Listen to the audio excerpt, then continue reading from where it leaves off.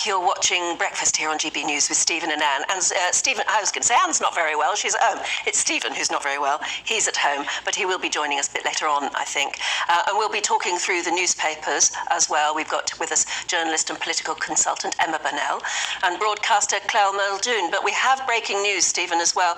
We've got breaking news. We've just heard that Pope Benedict, who we understood in the last few weeks was very ill indeed, we have heard that His Holiness has died, which will be very, very sad news for, gosh, so many people in the world. Absolutely, yes. And I remember taking the children when Pope Benedict came to the UK, and we took the children to Hyde Park to see him there, and his teachings in terms of the church. We always refer to Benedict as the teacher of the church, John Paul the saint of the church, and Pope Francis as the heart of the church. And as a devout practicing Catholic, this is very, very sad news of Pope Benedict's death.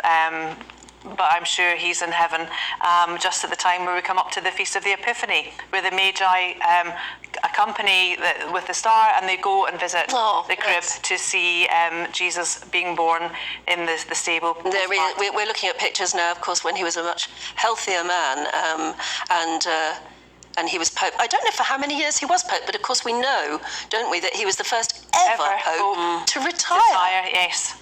And it may well be because he was an ill man and he had health issues. I always remember, we talk about social media, we talk about memes, but there was a funny one at the World Cup. Remember when they had Pope Francis being Argentinian and Pope Benedict being German? And Germany and Argentina were playing against football, and the meme was just them both praying there, sitting, gosh, I hope he wins or I hope he loses.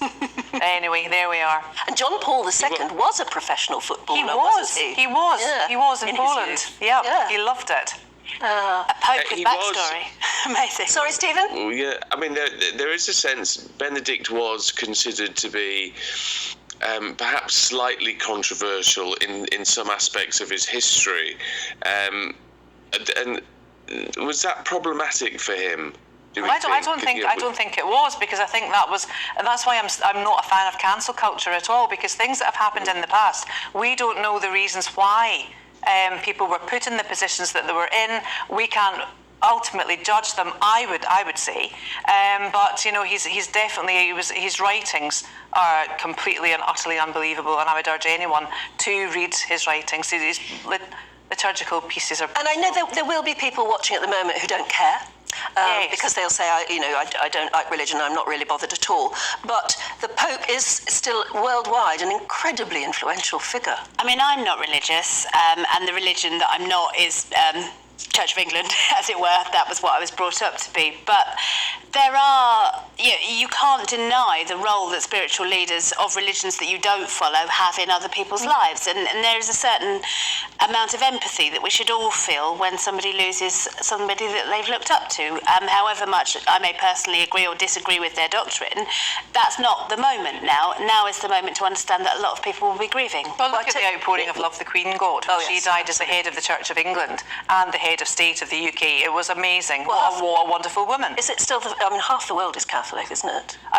Certainly not practicing, but the other thing you have to look at is the fact that the Catholicism is one of the only religions that is Catholic with a small c and a big C, and the fact that there's one head of the church. It's not unlike any other factions of the church that have got different leaders for different parts. Catholics only have the one, and that is the Pope. And that's why it was so unusual that he took the decision to retire. Our reporter Cameron Walker has been taking a look at his life.